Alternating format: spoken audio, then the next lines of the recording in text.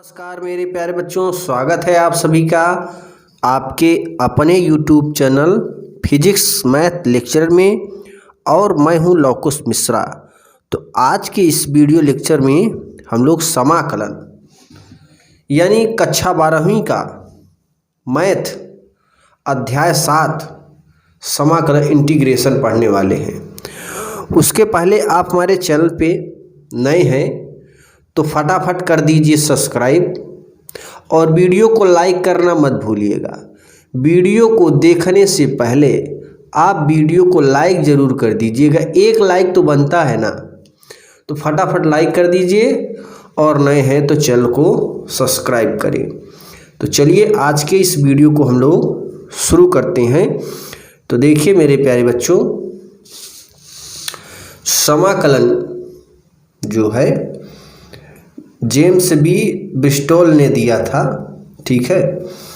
तो इसके बारे में हम लोग कुछ बेसिक कॉन्सेप्ट फार्मूले को जानेंगे और जो दिए थे वो यहाँ पे ये दिए गए हैं, इनका आप देख सकते हैं चेहरा, ठीक है। वैसे तो समाकलन और अवकलन न्यूटन का है, लेकिन कुछ भूमिका इनकी भी थी, तो यहाँ पर इनको भी रख दिया गया है। जैसे अगर आप कोई घर बनवाएंगे तो उसमें कई लोगों का योगदान होता है। पैसा तो मान लीजिए जिसका घर है उसी का लगेगा, लेकिन जो काम करने वाले होंगे वो कई टाइप के होंगे, बनाने वाले, सामान पहुंचाने वाले।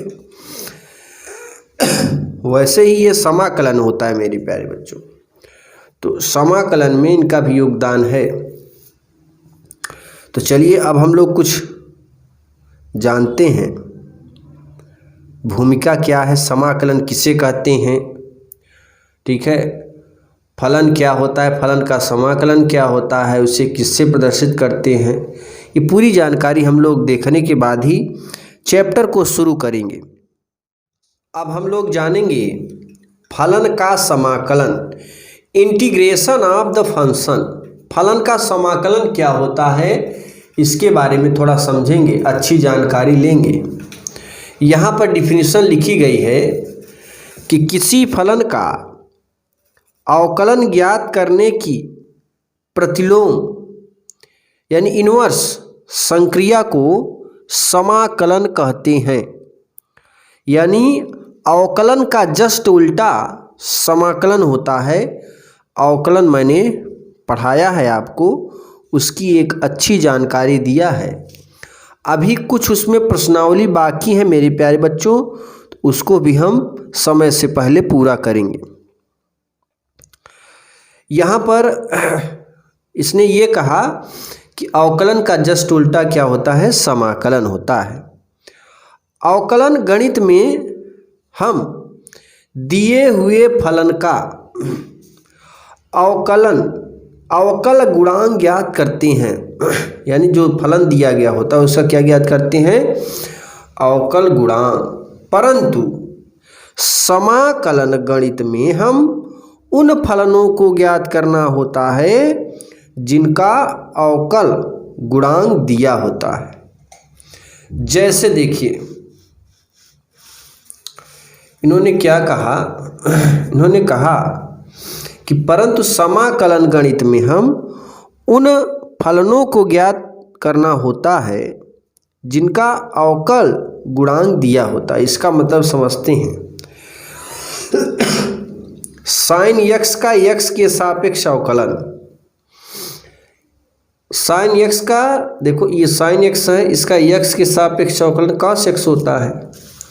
लेकिन अगर समाकलन की बात करें, लेकिन कॉस एक्स का एक्स के सापेक्ष समाकलन, ठीक है, एक्स के सापेक्ष मतलब अवकल गुणांक, एक्स के सापेक्ष समाकलन integration of cos x d x बराबर साइन एक्स हो जाता है। तो इसमें आप देख रहे हैं कि साइन का अगर अवकलन कास है तो कास का समाकलन साइन एक्स होगा। जैसा कि अभी मैंने शुरू में ही बता दिया था कि जो समाकलन है वो अवकलन का जस्ट उल्टा होता है। दूसरी चीज इसने ये कहा, इसे संकेत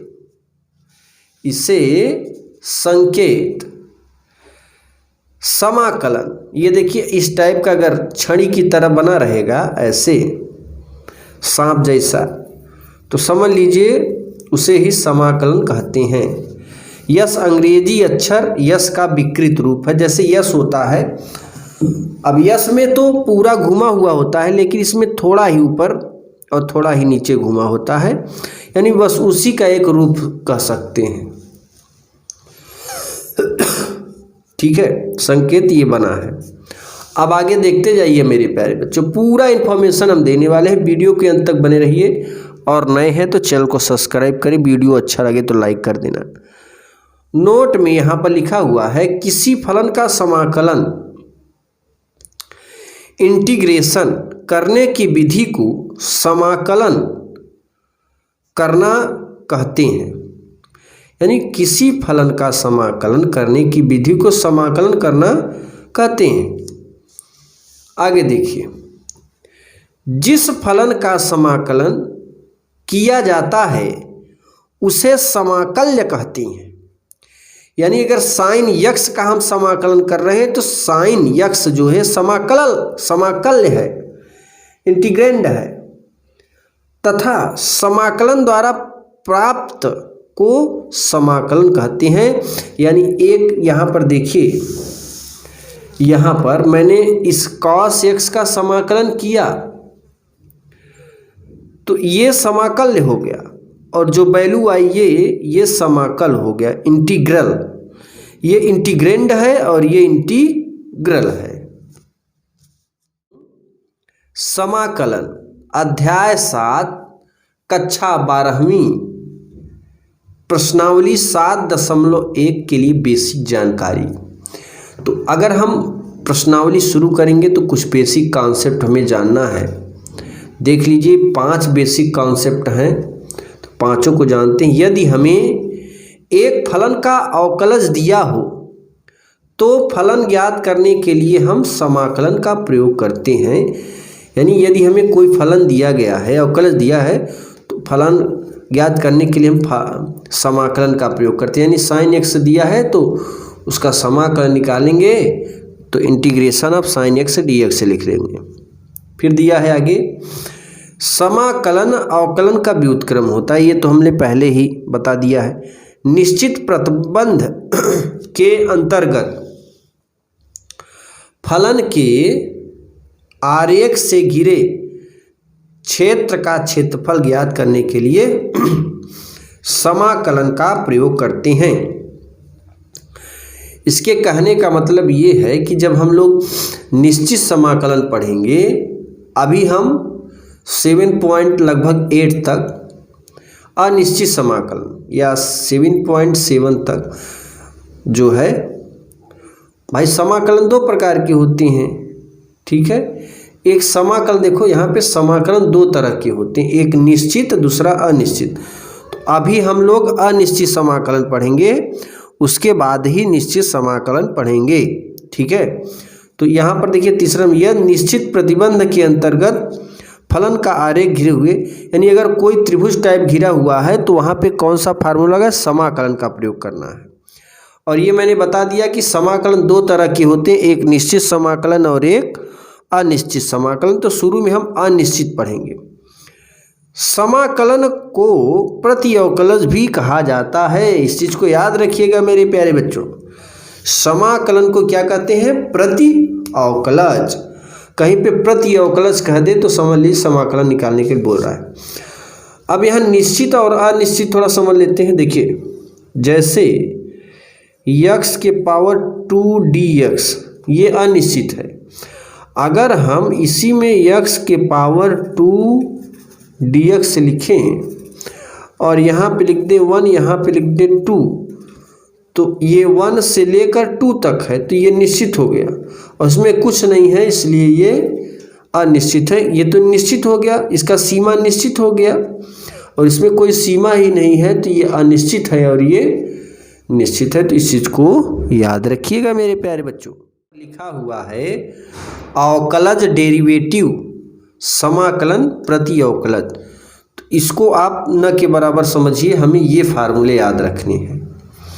ठीक है, इसमें कुल 17 फार्मूले हैं। तो पहले चैप्टर के लिए हम लोग पहले दूसरे के लिए शायद 17 फार्मूले याद रखेंगे। ठीक है ना। तो यहाँ पर आपको दिखा दे रहे हैं और अगले वीडियो लेक्चर में हम आपको हो सकता है एक एक फार्मूले का प्रयोग भी बता दें। ठीक है ना। वैसे तो मैंने लाइव जब चालू किया था तो वहाँ पे सारा सिस्टम बताया था। तो यहाँ पर देखिए,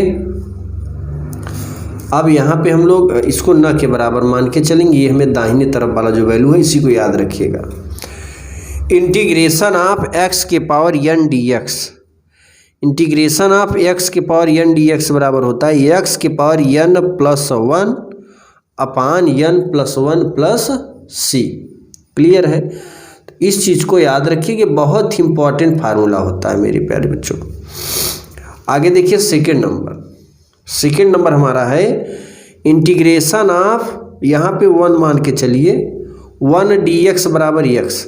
अगर यहाँ 2 होता तो लिख देते इंटीग्रेशन ऑफ 2 डी एक्स बराबर 2x, integration of 3 D x बराबर 3x, इंटीग्रेशन हाथी डी एक्स बराबर हाथी x प्लस सी। क्लियर है।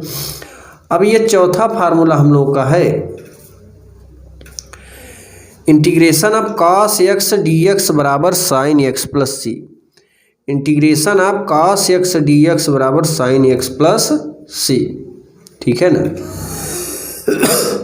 और फिर यहाँ पे integration of sin x dx बराबर minus cos x plus C. cos का प्लस में होगा, sin का माइनस में होगा। अवकलन का जस्ट उल्टा है। अवकलन में आप देते थे देख sin का जो है ddx of sin x plus cos x और ddx of cos x minus sin। यहाँ पे जस्ट उल्टा है, cos का प्लस में और sin का माइनस में। अब ये देखिए, आपने पढ़ा था अवकलन में ddx of tan x sec square x, यहाँ देखो लिखा है। लेकिन इसमें क्या हुआ, इंटीग्रेशन अब उल्टा, इधर का दाईं ओर का बाईं ओर हो गया, बाईं ओर का दाईं ओर हो गया। तो integration of sec square x dx बराबर tan x और कोसेक का होगा integration of 6 number, integration of cosec square x dx बराबर माइनस कॉट x। 7 नंबर है integration of sec x tan x dx बराबर सेक x प्लस सी। इस चीज़ को याद रखिएगा, ये बहुत ही इंपॉर्टेंट फार्मूले हैं। आगे देखिए integration of cosec x into cot x dx बराबर minus cosec x plus C, integration of cosec x minus cot x dx बराबर minus cosec x plus C. अब देखिए 9 नंबर है formula number 9, integration of 1 upon under root 1 minus x square d x बराबर sine inverse x, या integration of d x upon under root 1 minus x square बराबर sine inverse x plus C. 10 number जो formula integration of 1 upon under root 1 minus x square d x लिखो, चाहे d x upon under root 1 minus x square, ये बराबर हो जाएगा minus cos inverse x plus C. Clear है। आगे देखिए इंटीग्रेशन ऑफ डी एक्स बटे 1 प्लस एक्स स्क्वायर बराबर tan inverse x plus C. अब ये डी एक्स यहाँ पर लिख सकते हैं, यहाँ पे 1 लिख सकते हैं, तो ये भी फार्मूला बन जाएगा। नेक्स्ट देखिए, नेक्स्ट हमारा जो फार्मूला है वो है इंटीग्रेशन ऑफ डी एक्स बटे x under root x square minus 1 बराबर sec inverse x plus C. ठीक है। फिर 14 नंबर है इंटीग्रेशन ऑफ डी एक्स बटे x under root x square minus 1 बराबर minus cosec inverse x plus C. फिर देखिए जो 15 नंबर है मेरे प्यारे बच्चों, 15 नंबर में लिखा गया है इंटीग्रेशन ऑफ ई के पावर एक्स डी एक्स बराबर ई के पावर एक्स प्लस सी। बहुत ही इंपॉर्टेंट है, ये याद रखिएगा, ये बहुत ही इंपॉर्टेंट है। लास्ट के तीनों बहुत ही प्रयोग में आते हैं, इसलिए याद रखिएगा, this is very important formulae. Integration of e के पावर एक्स डी एक्स बराबर ई के power x, integration of 1 upon x d x बराबर log of point of x plus C, 1 upon t 1 upon y, इस type का आ जाए तो यही लगाएंगे। और इंटीग्रेशन ऑफ अचर की घाते चर। तो ये 17वां नंबर और पहला नंबर एक ही जैसे दिखते हैं, बट इसमें देखो उसमें क्या था, पहले नंबर में x के पावर अचर था और यहाँ पे अचर की पावर x है। तो बस इस पर ध्यान देना है, गड़बड़ ना हो। तो ये हमारा फार्मूला यहाँ पे कंप्लीट होता है। अब हम लोग अगले वीडियो लेक्चर में प्रश्नावली को शुरू करेंगे।